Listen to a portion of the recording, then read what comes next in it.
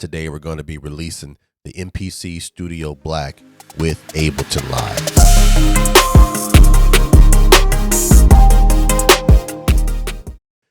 And this is one I got requested a lot. And so I'm happy to get it to you today, releasing it. It took a lot of work. It took a lot of development, but the fruit of that is going to be great. I've gotten most of the features of this device working today, including the screen. It is really turning out to be one of the most capable controllers I've done so far with Ableton Live. So without further ado, we're going to go ahead and get right into, first of all, installing the script and configuring it with Ableton Live. And then I'll walk through a few features of the script. And later on, I'll go into some more details about the modes in some various videos. I'll try to break it up so you can have some tutorials on how to use this device with Ableton Live. So let's go ahead and get to the installation of the script right now. So here we are. I'm on my desktop. I have the zip file that you'll receive when you purchase the script. And what I'm going to do, I'm just going to double click the zip file. And it's going to automatically, at least on a Mac, it will automatically extract it into this folder. And what you want to note about this is the name of the folder should be the same. There should be no spaces. That's the main thing. No spaces in the name, MPC Studio Black. And if I open up the folder, you'll see it has all the contents of the script inside of this. And so if I go into Ableton Live right now, if I go into settings, you'll see that I have no MPC Studio Black configured here. So I'm starting off with nothing. Okay. And so what I'm going to do, I'm going to close out Ableton Live. I'm going to go into my user library, which on a Mac is in Music, and then Ableton, and then the user library inside of Ableton. Then I'm going to go to Remote Scripts. Now, if you don't have a Remote Scripts folder, go ahead and create that directory. Okay. This is a big one. If you don't have a Remote Scripts folder in your user library, you can go ahead and create it. Those instructions actually exist on the Ableton Live website. And a lot of people have had problems with installation instructions because they don't see this folder. And then if it's not there, that's fine. You can go ahead and create it, and then Ableton will pick up all of the scripts inside of this folder. So back to the desktop here. I have in my Remote Scripts. You'll see there are other scripts that I have in here. What I'm going to do, I'm just going to drag that folder that was extracted into this directory here. Okay. And so you'll see it is here, and I can go ahead and close that out, and I can begin to reopen Ableton Live. And as it opens, it's going to begin to recognize that. And so when I go into the live settings and into the link tempo and MIDI, I can go down here, and in an empty slot, I should be able to see that script in here. Just scroll down to look for, here it is, MPC Studio Black. You'll see it here. It has already removed the spaces. Okay. And the reason why the folder cannot have spaces in it is because it treats every folder like its own Python module, and those cannot have spaces in it. So you'll get errors, and you won't see the script, or maybe you'll see it, but it won't be able to load it, and your device won't work. It's a common issue I've run into. So I'm going to select that. And then what you want to do for this one, you're going to select the MPC Studio Black MPC private driver, okay, for both the input and the output.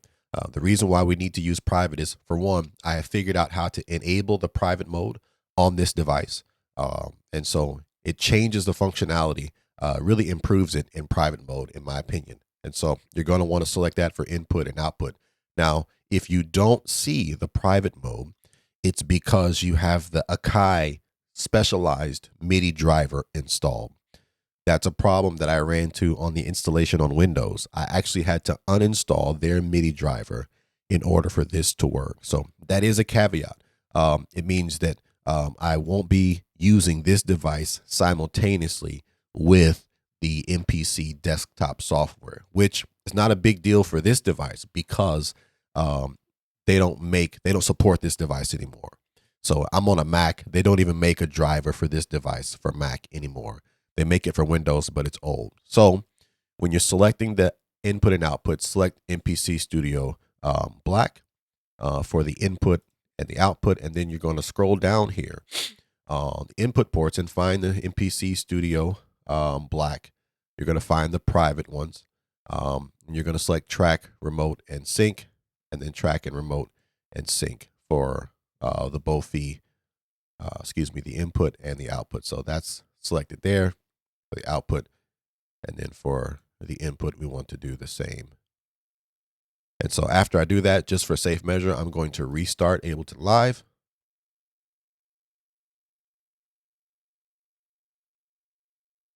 And as I'm restarting Ableton Live, I'll switch to maybe an overhead view so you can see the device. Looking at the device, it is lit up. Okay, so now the device is installed and it is ready to go. Okay, I'll make a separate installation video for a Windows computer. Maybe I can even show the uninstallation of the driver, because the Akai MIDI drivers, they're old and they really do cause some problems. So for me, so if you're going to use this script with Ableton Live, you need to uninstall that Akai MIDI driver. You can't just delete it. You really have to uninstall it. So here we are with this loaded up, and I'll give you a brief overview of the script and how it works. The top pad banks, of course, they correspond to what the pads are doing. So they give you extra functionality for the pad mode that you're in. And so there's a row here that's called pad mode. And the pad mode is, of course, they control what mode the pads are in. Like it says, there is four or five main modes.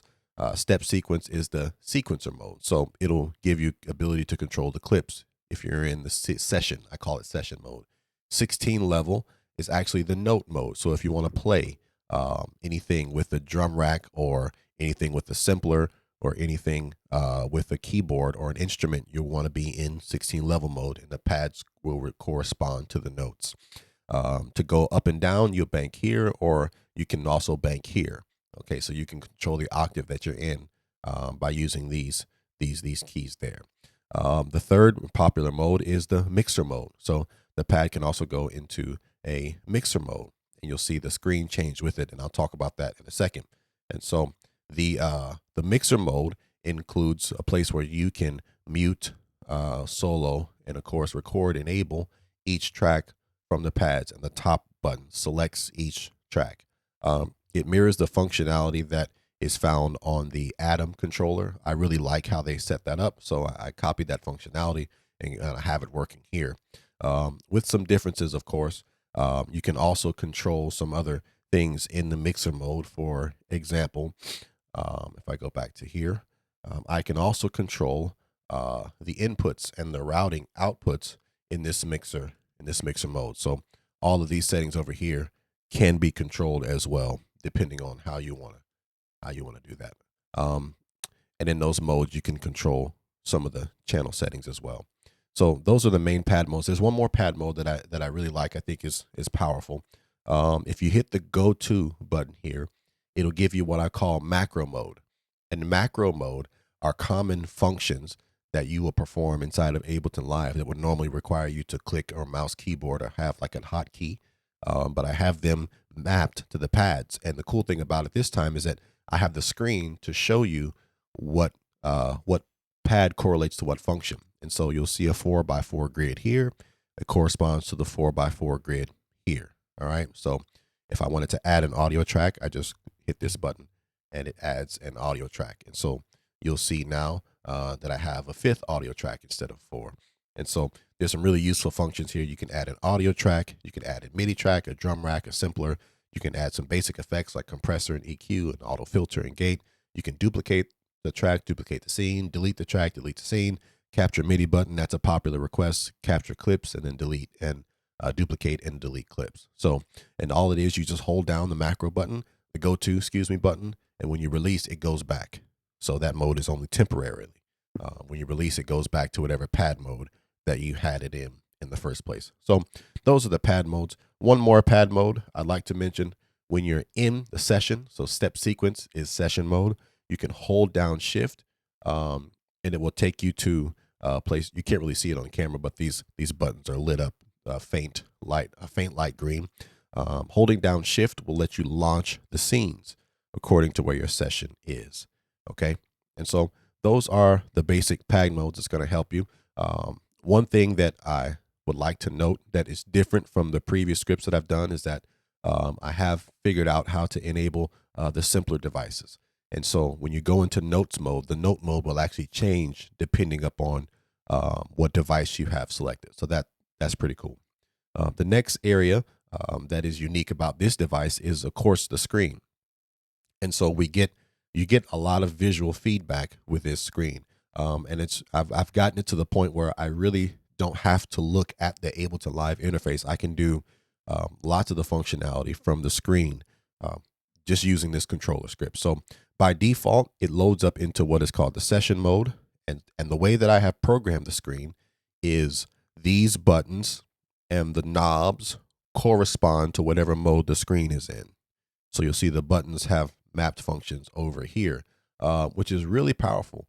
And it gives me takes me to the place where I can do some things that are really powerful. For example, if I'm on an audio track, I can use these buttons to adjust the routing and on this audio track. So if I want to go change the routing, I can do that. Okay. I can select a different input all right here without having to necessarily be looking at Ableton Live. And so I've got it on external here. While this mode is in, I can press note repeat and it will arm this track for recording. So you can see as I'm talking, my meters are changing here, showing you that I can actually record to this track. And if I press this, it will begin to record.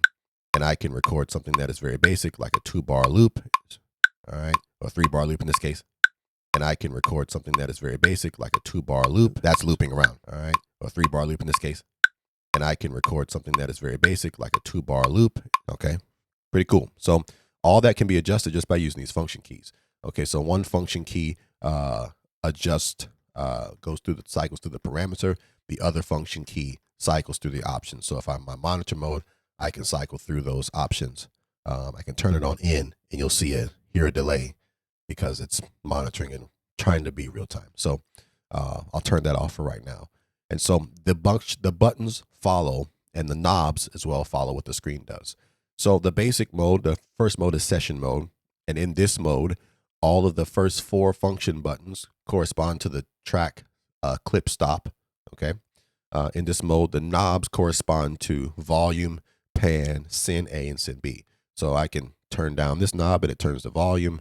I can turn this knob and it turns the pan. You'll see all that changing there. And so it gives you some immediate control over what you're doing. The second mode is a mixer mode, and it's on the program mix. All of these modes are right here except for one. I'll show you that in a second.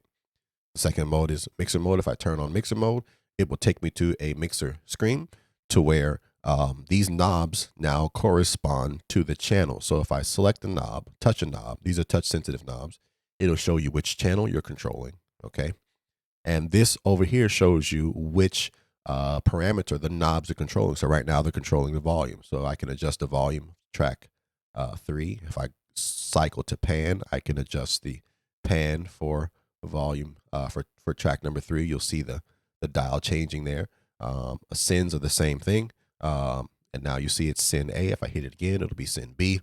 If I hit it again, it'll cycle back around to the top. So that is the knobs. Okay.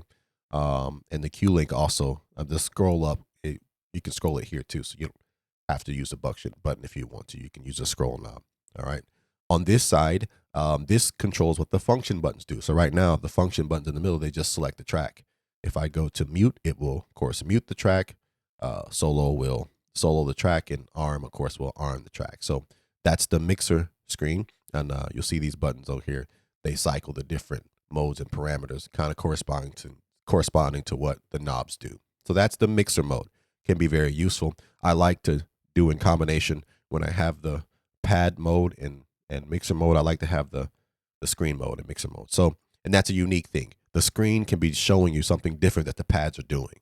So the pad modes are up here, the screen modes are right here. Okay, it allows you to really have the control that you want. All right, the next mode that is pretty cool I'd like to show you is the program edit mode for the screen, which is the device. So in order to do that, let me go ahead and I'll add in a simpler. All right, and let me make sure that I have that. So I have that simpler track selected right here. If I go to program edit, this will show you the simpler device, and it'll give you some default parameters that you can control. And so the way this works is that each knob corresponds to a parameter. All right. And if I want to bank the parameters, I use the scroll here. I can bank over, and you'll see that it is showing me various different parameters for the simpler device. And so if your device has macros, you can control them there. You know, so it is very, very powerful in this respect, that it gives you ability to control parameters from your device without, again, having to look at Ableton Live. Kind of coming close to the functionality of the Ableton Push2, which I have right over here. I tried to mirror a lot of that in this controller device, and it really took a lot of work to develop this user interface because it doesn't exist. So that's this mode is very simple. The buttons, if you have multiple devices, those devices will show at the bottom of the screen here, and you can select those devices. For example, if I hit my macro, I can add a compressor, I can add an EQ, I can add an auto filter, and I can add a gate. And go back to my program edit, you'll see all those devices show up here. So now I can select my compressor and start editing the values for the compressor. I can select the EQ3 and start scrolling through and editing the values for the EQ3 and so on. And if you have more, you can bank through the devices that you have on a channel. And so this is a really powerful device edit page where you can make some quick adjustments to some popular or basic features. Not all of the features are supported because I don't have the time to go in and decorate all of those devices with the parameters that are necessary to control. I just implemented what Ableton Live already had in their framework. Okay. The next mode is it's going to be a clip mode that I have with the screen. And sort of in order to show you that, what I'm going to do is I'm going to actually, let's show you the browser. Let's go to the browser because I think this is a powerful feature. Let me delete this clip here. By the way, if you hold down shift and hit next sequence, it will delete whatever selected clip. And the plus and minus keys will select the scene. All right. And the up and down keys will select select the session that you're seeing. So right now it's showing you track 1 through 4. If I go over, it's showing you 2 through 5. And if I go down, it's showing you a different set of scenes. Okay, so right now this is where we are. I'm going to select a MIDI track and I'll show you the browser. So the browser mode is actually not up here with the rest of the screen modes. It's right here. So if I click the browser, I now get the browser listed on here. And I don't necessarily have to look at Ableton Live. I can scroll through using this knob to scroll through the right menu section, the left menu section. And then I can use this knob to scroll through the various things. And as I scroll, I've got auto preview on. So if I go to, like, say, let's go to some packs, beat tools. Okay. So if I want to dive into that, you'll see everyone with a colon beside it means that it is a folder that can be that can be drilled into, it can be navigated to. So that I want to go to beat tools to navigate to that. I can press the plus data key, or I can press the right on the direction key. And so now I'm in the drums. I want to go to the boom. And as I scroll, it'll automatically preview that. And I can turn that off by using this button here. If I don't want to automatic preview, it will do that. Now to stop the preview, hold down shift and press preview on the stop. But I'm going to turn on auto preview again. And so I want to load up this kit. Let's load it up. Now the kit is loaded up. If I go to my note mode, I can play the kit.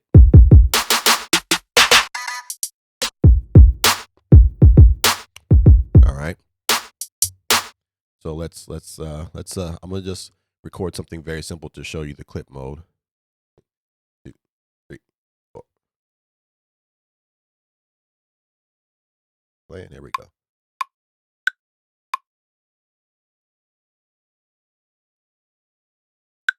My tap tempo is right here, by the way. Now I have a tempo that shows up here. While I'm in this mode, if you want to control the tempo, you can do it with this knob.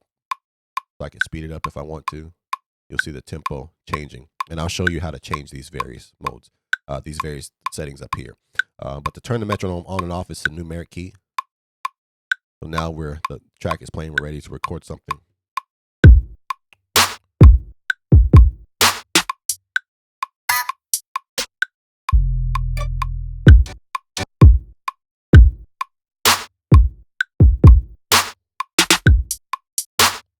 All right, let's just record something basic so you can see it. All right. Oh, another feature, no filter, is input quantize. Now you see when I press that, it'll turn on input quantize. Up here, I can see it. If I press it, now it's on, now it's off. You can also see the button respond to it right there. All right. So here we go. Let's do it. Let's record something simple.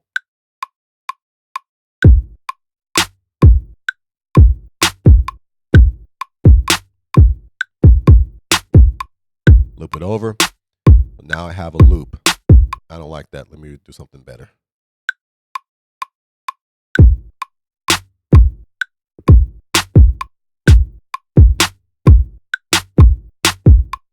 That's my loop.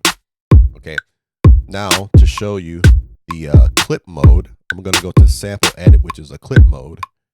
And now you'll see the notes that I played in over here. Okay. And what I can do is I can adjust the start and the end of that clip, and you'll see it change.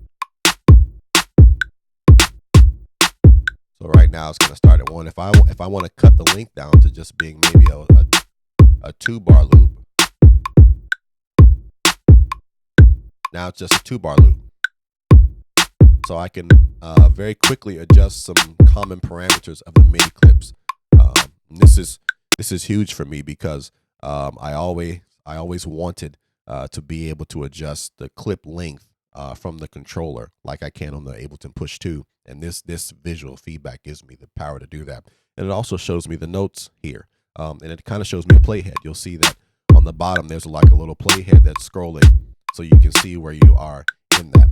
And it's got some common functionality for the clips. For example, I can mute the clip and nothing will play.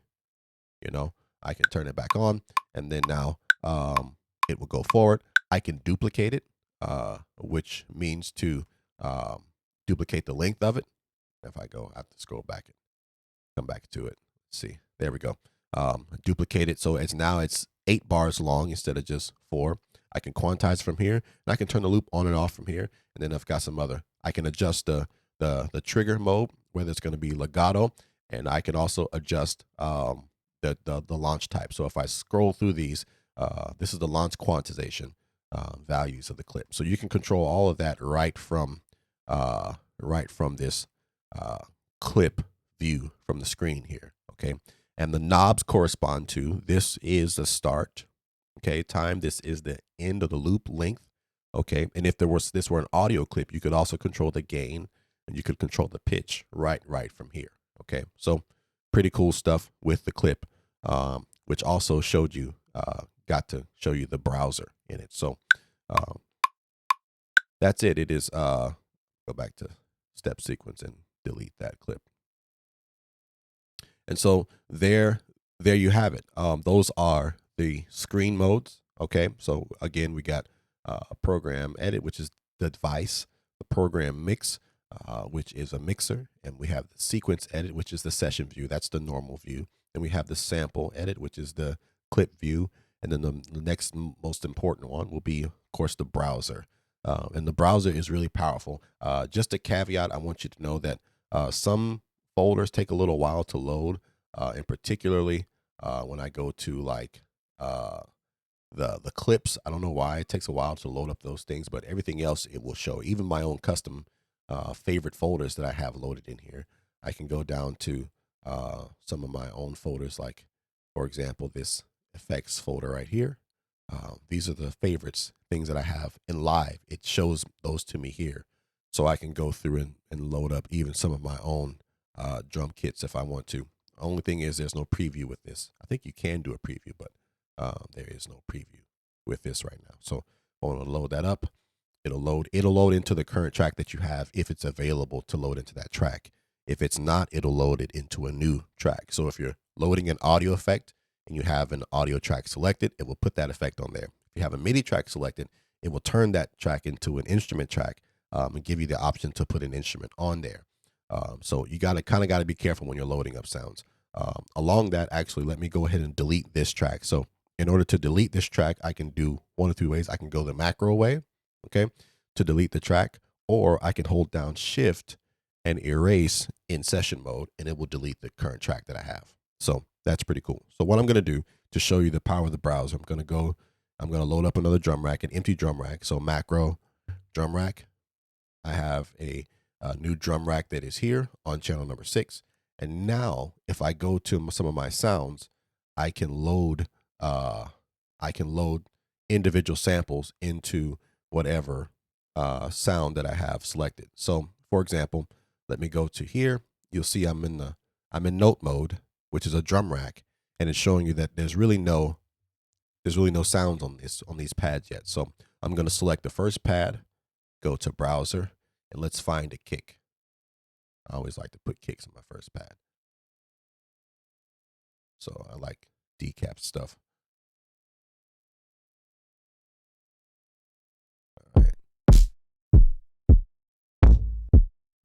All right, let's load that up. Now I have a kick in one. If I press the next pad, I can load up. Let's go to the snare. A little bit further down. There it is. Go to just whatever snare. Just trying to show you the functionality to load it in. All right, let's go to pad number 3. By the way, whatever pad you have, it'll show you which one you have selected. All right, let's go to pad number 3. And let's go to the browser, and we're going to load up some sort of hi-hat.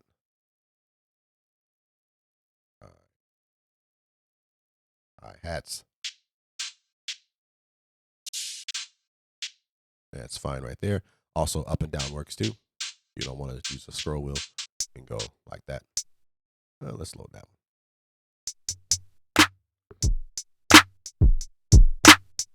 Okay, now in note mode, the full level works. So if I hit down full level, doesn't matter how hard I hit it, it'll play this the loudest volume. Also in note mode, the note repeat works. So if I hit note repeat, there's a latch is on. So hold on a second. There it is. Okay, note repeat. If I hold it down, I can adjust that. It'll note repeat. All right. And if I press it harder, it'll do it harder. Of course, if I press full level, it'll do it all at the full level. Okay, and I can adjust the note repeat values with the scroll knob. This only works while the screen is in session mode, though. So that's a kind of a caveat. I wish I had a better system to do it, but I just didn't do it this time around. Maybe I'll release an update to it later on. Okay. All right, so I can turn it off. If I turn it off, you'll see it change on the screen. So no more note repeat. All right. All right, so let's tap tempo 2, 3, 4. All right, metronome is on. Numeric turns it on, turns it off. I'll show you in a second how to adjust those screens up there. Let's make something.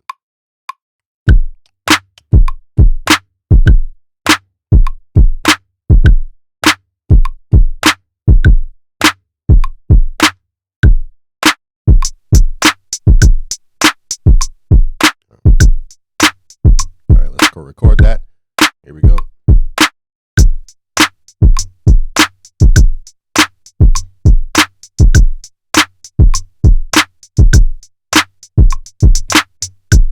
All right. Now let's turn on note repeat.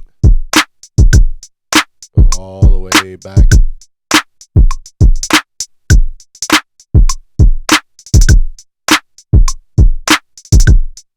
All right. Kind of cool. And if you like that, whatever. Okay.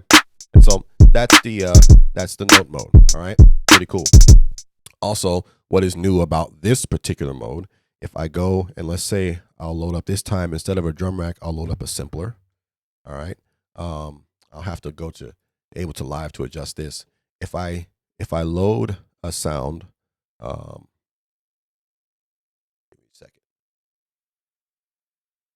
if I'm in the simpler, I want to load some sort of, I don't know, melodic sample.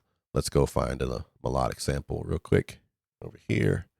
And we'll go to melodies and we'll go to some stems. All right. And so we'll go find something that's close to the tempo. I don't know what Brothers is.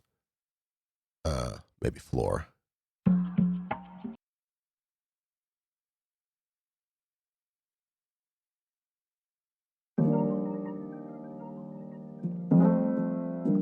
All right. So let's load that. Load that into, and so in my simpler, when I select slice, okay, what's going to happen now is in the device, Ableton, I mean, the controller will actually control the different samples. Instead of just playing notes, it'll show you what slices that you have. So I'm trying to load it up so we can. All right, so let's go here. No, that's the kit are we on? Oh, I have that arm. There we go. There we go.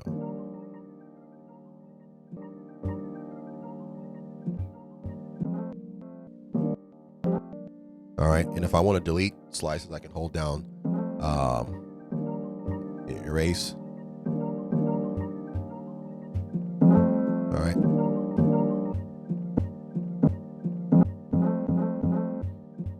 I don't need that. Erase that. Erase that. Erase that. All right, and you can kind of go through, if you want to go through the edit, you can change some of the settings relative to the simpler here. So it's really powerful that the pads now actually show you what you're working with instead of doing it the other way around. I don't have all the features for the simpler implemented. I would love to get to a place all that is implemented, but for now, that's just not the case. All right, let's go through and erase some of those. Hold down, erase that.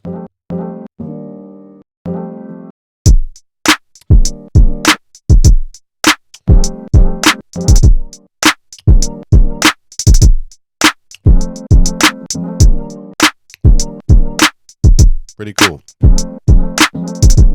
Let's go record it. 1, 2, 3.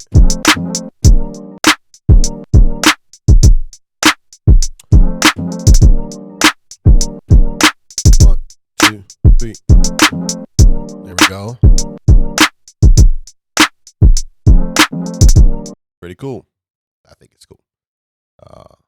All right, so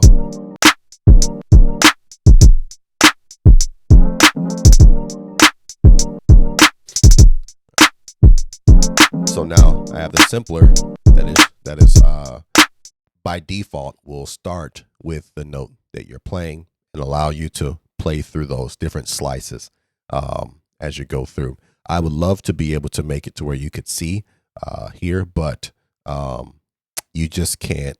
I don't know how to get the waveform data, and this is Python is already very slow when it concerns Ableton Live and its ability. Just to get some of these graphics, it really takes a lot of processing power to come and generate all the pixels for these graphics anytime that something changes. And so I had to implement even the meters in a different way. So there's lots of limitations concerning this screen implementation. So I couldn't make it like the Ableton Push. And in fact, their push works by having a separate process that runs the screen versus the Python process that runs the controller MIDI functions itself. So, but I did the best that I could with the time that I had to do this. And so this is actually my favorite controller now, by the way, for Ableton Live. This is my favorite controller just because of the screen and how the screen is implemented. So those are some of the basic functions of the device. Later on, I plan on releasing videos that go into some more detail about the functions of the device and what all is possible with it that you can do to try to help people to be able to use it. And I also plan on releasing a video with the installation on Windows, because I know a lot of you guys are Windows users. You're not on a Mac. And I understand that that was me for a long time. And so there is some issues with the Akai driver, as I mentioned earlier. If you have that driver installed, you'll want to uninstall that before you try to use this script with Ableton Live. Otherwise, it will not work. That is the reason why many of you, my previous scripts, have said to me, I don't see the devices that you're seeing. The reason why is because you've got those Akai drivers installed, and they hide the private driver from you, so you can't select it when you're selecting.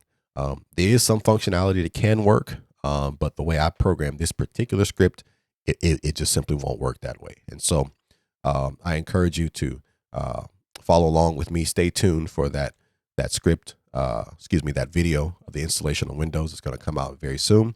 And then I think I'm going to pivot to doing some scripts for the Studio 1.7. I want to make this device work along with the Ableton Push, and I'm also going to pivot to make the MPC 1 work with FL Studio and make it work with Studio One. So lots of things coming up in the future. The script is live on the website. This did take a lot of work and a lot of development hours. I had to write pretty much my own graphics library in Python to get this to work like it is. And so it literally months it took in development. And so I am charging $20 for this script. In my mind, it's a small price to pay for the functionality that you would get from this device, that there's no way you're going to get it outside. Now, people don't like that. It is what it is, man. I got to make this worthwhile for myself. I'm not doing this to get rich, but it does have to be worthwhile for me to continue to do this. So if you appreciate the work, go out and support me. Go buy the script, and I guarantee you it will work for you. For those of you that are that have issues with the other scripts, I've heard your issues, and 99% of them have come down to just installation problems and naming. You don't have spaces in the folder names, and so it recognizes it, but it won't load it. Python is throwing errors, and so that's 99% of the problems that I've run into. I haven't run into anything else, and most of them I've been able to resolve. Bear with me. This is not my full-time job. I'm not pledging to support this in any kind of way. I'm just trying to offer some additional functionality to these program and music devices that I use myself. And so this is all really self-driven here. So bear with me as I do the best to get this out to you. Now, if you want to do this yourself, I have released on my GitHub page all of the information, the technical details to make this work. So you can take that information and run with it and make whatever you want. I'm not hoarding that in.